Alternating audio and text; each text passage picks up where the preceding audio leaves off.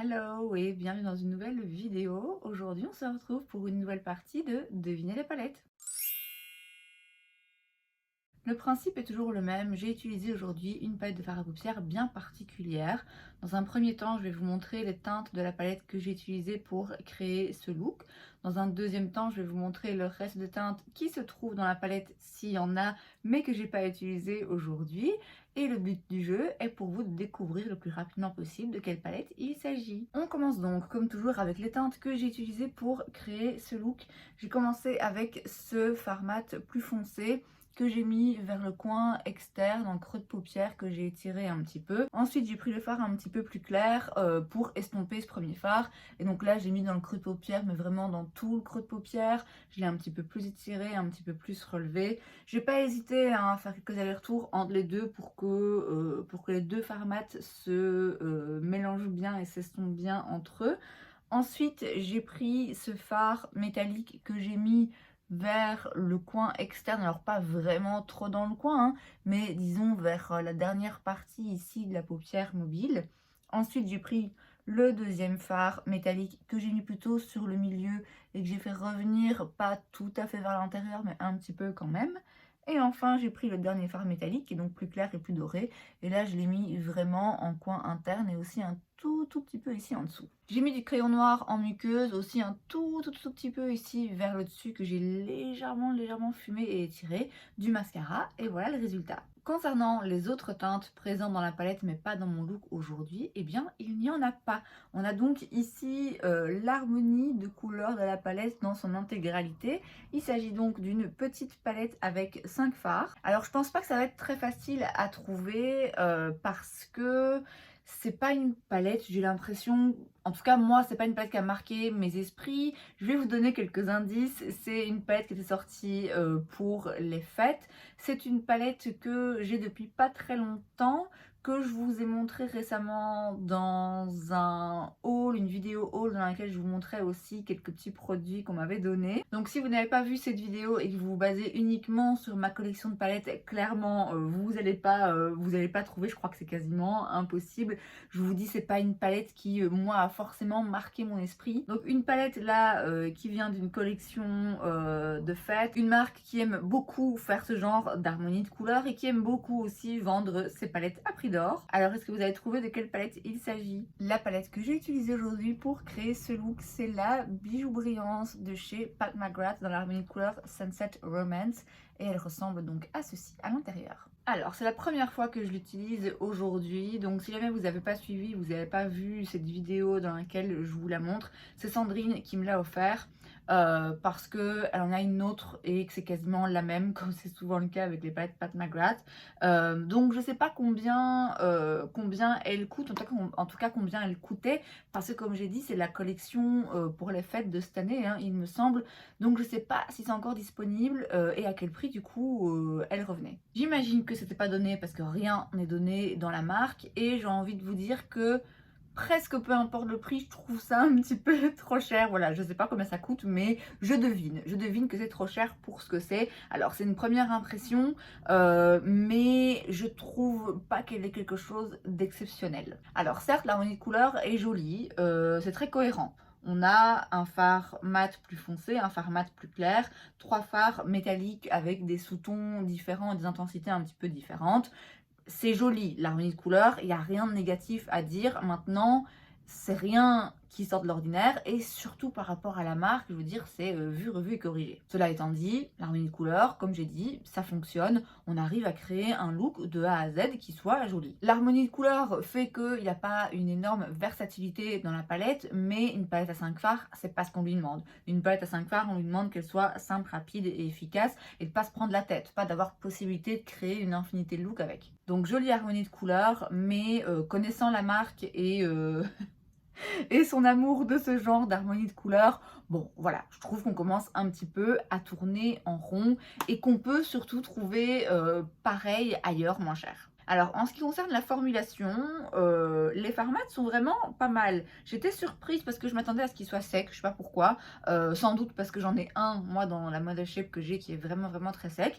En fait, Ils sont limite un peu crémeux, ils se travaillent très bien, ils sont agréables et faciles à travailler, j'ai rien à dire sur les fards mat. Bon après c'est pas des couleurs, voilà, absolument dingues. J'aurais peut-être aimé un petit peu plus de différence entre les 2, c'est vrai, avoir à la limite celui-ci un petit peu plus foncé, celui-là un petit peu plus clair parce que, bon, ils s'estompent bien, mais c'est vrai que du coup, ils se perdent un petit peu, ils se mélangent un petit peu trop l'un à l'autre, mais ça peut être dû aussi simplement à la façon dont moi j'ai travaillé les fards aujourd'hui. Les fards métalliques, eux, sont jolis, mais il y a un truc dans la formulation qui me dérange un peu. Alors celui-là, il est un peu... bon, pas vraiment duochrome, on va pas s'emballer, mais il a des reflets, des petites paillettes. Il est assez joli, mais alors quand on le travaille, il faut vraiment en prélever beaucoup et vraiment bien l'appliquer parce que sinon, bon, je trouve qu'il se perd un peu. Et alors par contre, les autres, bah, tout comme les fards mat, ils sont un peu crémeux, mais je les trouve du coup pas forcément si facile que ça à apprivoiser. Le doré là, il m'a fait des petits morceaux. J'ai dû m'y reprendre un petit peu. J'ai dû faire gaffe en fait à ce que je faisais. Alors c'est des jolis fards, hein, mais quitte à avoir une texture comme ça qui fait des morceaux et qui est un petit peu plus difficile à appréhender, mais alors je préférais que ce soit en métallique vraiment hyper intense. Or là, c'est joli, c'est des fards métalliques, ça brille, ça reflète la lumière, mais c'est rien non plus de dingue. En faisant abstraction du prix que pour rappel, de toute façon je connais pas, est-ce que je recommande cette palette? Non, pas particulièrement. Est-ce que je vous la déconseille, fouillez-la? Non plus, parce qu'elle est jolie, elle fonctionne, voilà, j'ai un look qui me plaît, c'est une chouette harmonie de couleurs, c'est une petite palette compacte, facile à emporter. Il y a quand même un petit miroir dedans, c'est quelque chose qui est important pour vous. Donc c'est vraiment, pour moi, une palette qui tombe un petit peu au milieu dans cette catégorie de... Oui, c'est sympa. Maintenant, c'est pas nécessaire. Maintenant, sachant que c'est Pat McGrath qui vend cette palette, et donc forcément là, je perds un petit peu d'objectivité. Ouais, je trouve vraiment pas ça dingue. Bon, déjà, au risque de me répéter, bon, elle se répète, hein, pas mal en termes d'harmonie de couleurs. C'est quand même toujours un petit peu le même genre de teinte. Et encore une fois, connais pas le prix, mais on sait. On sait que c'est pas une marque qui se vend bon marché. Et je trouve qu'il n'y a rien ici dans la formulation qui justifie un prix plus élevé qu'un autre. Pour moi, ce qui vaut le coup dans la marque Pat McGrath, ce sont les... comment elle appelle ça? Blitz Astral, je crois, quelque chose comme ça. C'est ces phares qu'il y a dans les Mothership qui sont vraiment d'une beauté à couper le souffle et que moi je trouve que on trouve nulle part ailleurs. Je suis désolée, il y a pas de texture comme celle-là. On trouve pas la même finesse, les mêmes paillettes, les mêmes reflets, avec la même beauté de phare. Enfin voilà, en tout cas, moi j'en ai quelques-uns donc dans la Mothership que j'ai. Ils sont splendides et inimitables. Et c'est pour moi là que se trouve la vraie force de Pat McGrath. Le problème, c'est que dans cette palette, il n'y a pas ce genre de phare. Et donc c'est vrai que ça perd un petit peu de son intérêt. Le problème, c'est que ce genre de phare, il se trouve où? Comme j'ai dit, dans les Mothership. Et les Mothership, elles coûtent, je pense, maintenant 150 balles. Donc, si vous voulez, c'est difficile pour moi de justifier et de dire vous devriez avoir, ou vous devriez, on se comprend. C'est difficile pour moi de recommander et de conseiller d'acheter une Mothership parce qu'elle coûte vraiment très cher et que je trouve que ça vaut pas le coup par rapport aux autres teintes qu'il y a dans ces palettes-là et aux autres formulations. Mais c'est vrai que rien que pour que c'est en moyenne 3-4 fards Blitz Astral que vous allez avoir, c'est absolument splendide et je trouve que ça vaut un peu le coup quand même. Donc d'un côté, vous avez ces palettes qui coûtent hyper cher, mais dans lesquelles se trouve la vraie beauté de la formulation des fards de chez Pat McGrath. Et de l'autre côté, vous avez des palettes comme celle-ci qui sont meilleur marché, qui sont plus abordables, où on se dit, bah, tiens, ça me permet de tester un petit peu de la qualité Pat McGrath, mais sans devoir retirer un rein.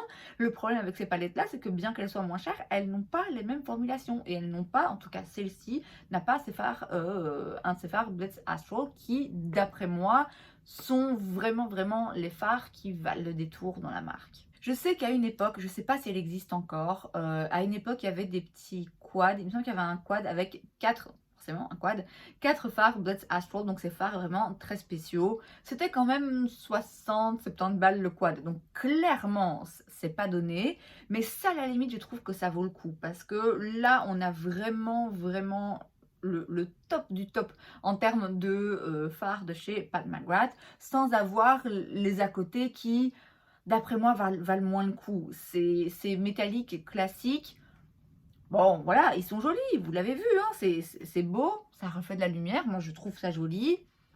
C'est rien de particulier que je retrouve pas ailleurs. Et il y a une texture dans cette palette en particulier, un petit peu épaisse, que je trouve, que je doute qu'il soit flatteuse sur toutes les paupières, très franchement. Et en ce qui concerne les mats, bon, de nouveau, pour cette palette, rien à dire, j'ai pas eu de problème. Mais globalement, j'estime pas que Pat McGrath ait une formulation de mat vraiment hors du commun, contrairement par exemple à Natasha Denona. Cela étant dit, étant une grande fan de maquillage, Pat McGrath, c'est une marque d'après moi qui est un petit peu incontournable, et je suis très contente d'avoir cette palette. Je remercie encore Sandrine. Je ne l'aurais pas achetée de moi-même parce qu'encore une fois, comme j'ai dit, je sais que c'est pas là la vraie force de Pat McGrath, mais moi ça me plaît d'avoir des palettes de manière générale, d'avoir du maquillage et d'avoir du maquillage de marque créé par des make-up artistes qui d'après moi valent quand même un petit peu le coup. Donc en résumé, c'est une jolie palette. C'est pas la palette la plus intéressante ou la plus spéciale, mais elle est jolie. Les formulations fonctionnent. Le fait que ce soit Pat McGrath, forcément, ça me donne d'autant plus envie de la chérir parce que voilà, c'est une marque, ça reste une marque que j'aime beaucoup. C'est une make-up artiste que j'admire particulièrement. Donc si vous hésitiez à l'acheter, je sais pas si elle est encore disponible, mais si c'est le cas et que vous hésitez à l'acheter, bon, elle fonctionne. Maintenant, vous pourrez trouver moins cher et mieux ailleurs. Et c'est donc tout pour cette vidéo. J'espère que ça vous a plu. Si c'est le cas, n'hésitez pas à laisser un like. Vous pouvez aussi vous abonner à ma chaîne parce que c'est gratuit, donc pourquoi pas. Et moi, je vous vois la prochaine fois. Bye!